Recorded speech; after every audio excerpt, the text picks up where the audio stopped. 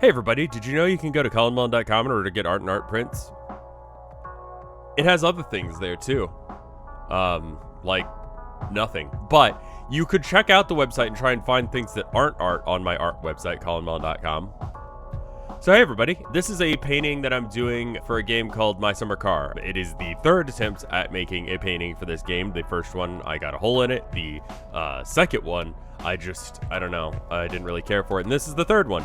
I enjoy the game. I think it's fun.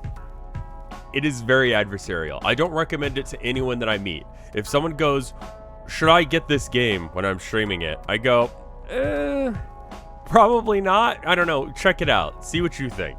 But it's a weird game because it doesn't seem like it wants you to have fun, but yet somehow I still do. It's very petty. It punishes you for tiny little things. And for some reason, I still find it enjoyable. But I digress. Or maybe not. We can talk about that a little bit. So today's subject matter is, I've been seeing a lot of people post stupid things on the internet, and so I thought I'd do the same. There are people who argue that art can be objectively said to be good or bad. That you can judge art in an objective way. And it usually goes into two camps. One camp says elements of a painting, elements of a work can be judged objectively, and whether or not they succeed in those goals is an objective fact, and we can talk about that. So for instance, this painting is a 16 by 20 piece of canvas, and it is acrylic. Those are objective facts about it.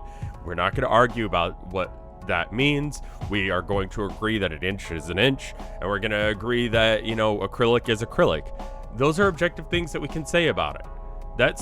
This argument, I feel like, is probably the closest to being true, but I feel like it still has some issues, and there's really just not enough time in this style format to get into the nitty-gritty of this. But the second argument, or the second line of reasoning I see people say for, art can be objectively said to be good or bad, are people who just straight up say that there is a standard of beauty that we all accept, and that is what good art looks like, and if it doesn't look like that, then it's not good.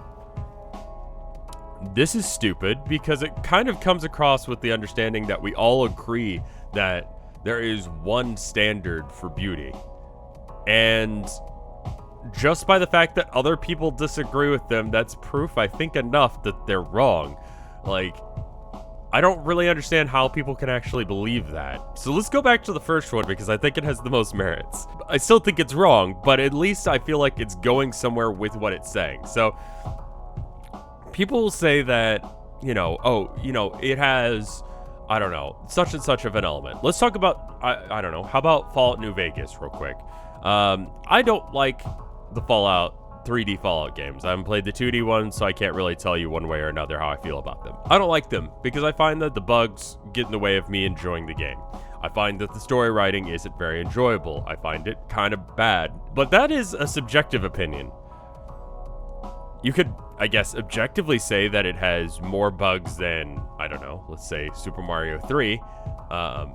You could count out the number of bugs that a person experiences in a full playthrough in Super Mario 3 and use that as a gauge on whether or not Fallout has things. But that doesn't really, and this is kind of the key to where this line of reasoning breaks down, is that people seem to believe that means that it's objectively bad. Like they just go, bugs are bad, for example, therefore it's bad because it has a lot of them. A lot is still a quality, that is a quality, that is a subjective things that you can say, and a lot is, I guess, measurable, but that's about as good as you could do. And whether or not you enjoy the bugs, I mean, people enjoy the bugs in 3D Fallout games. They do, legitimately. And so to say that the game is bad because of that is a bit silly. Have I argued that, in front of a live audience before? Yes, because it was funny. But my point is that isn't how objective and subjective things work. There seems to be, when people argue that art can be judged objectively, they come at it with this understanding that there are inherent qualities that we like and dislike. And it takes a little bit of mental gymnastics to get to the point where you can go, this thing is objectively good, this thing is objectively bad, and I know it because we all believe that such and such element in a game or a piece of art or in a film is bad. It's just kind of silly, I'll be honest. Art is to taste. Getting back to My Summer Car.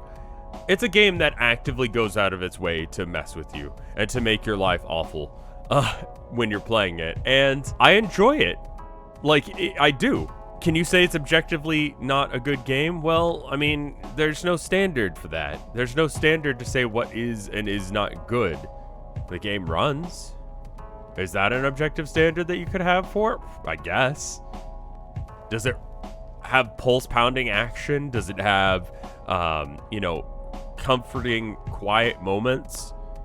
Does it have, you know, these elements that make games traditionally that people find good? No, not really, but I still enjoy it, you know? And I think that's really the breakdown here, is that I can enjoy this game despite everything that makes it bad. That makes it an annoyance. That the developer has gone out of his way to put into this game to make it annoying. And we can talk about those problems. We can talk about those things, but for some reason I still enjoy it. Just the same way that someone might enjoy Fallout 3 or Fallout New Vegas or any of the newer Fallout games. I think I've rambled a bit here, but more or less, I just want to hear what you guys have to say, and I feel like this is probably not going to be the last video on this subject. So if you're interested, go ahead and subscribe. Wow, that was almost clean. That almost sounded natural. But anyway, I need to thank the people on Patreon, because if you're not aware, the world is in a weird spot right now, and they're doing me a real solid by, you know, subscribing and, you know, donating at a $5 or more tier. Which allows me to throw up their name in the comments here. So anyway, thank you to the following people, starting with Watfu. Thank you, Watfu. Thank you, Top Houndor. Thank you, Tino Kill. Thank you, Spiral. Thank you, Spencer Kane. Thank you, Sir Sheepsalot. Thank you, Ryu. Thank you, Punkster. Thank you, Phoenixia Theoren. Thank you, Orthogonal Caster. Thank you, Mortibus. Thank you, Micah. Thank you, Lost Nevada. Thank you, Kayla Hollinger. Thank you, Katana Squirrel. Thank you, Holdren. Thank you, Geizazan. Thank you, Duxu. Thank you, Chiptune Glitch. Thank you, Cappy Rose. Thank you, Bubba Fair. Thank you, Bep. Thank you, Andy. Thank you, Amber. Thank you, Ants! So fun. Hopefully you enjoyed this video. It's probably objectively bad in some people's subjective opinion, but anyway, let me know what you think. I think this is going to be something that I have to go back to, and I kind of want to talk a little bit more about that other second way of thinking about things being objectively good or bad, but I think that deserves its own video, so we probably will be coming back to this subject. But in the meantime, I hope you have a good couple of weeks until the next one, and stay safe out there. All right, bye.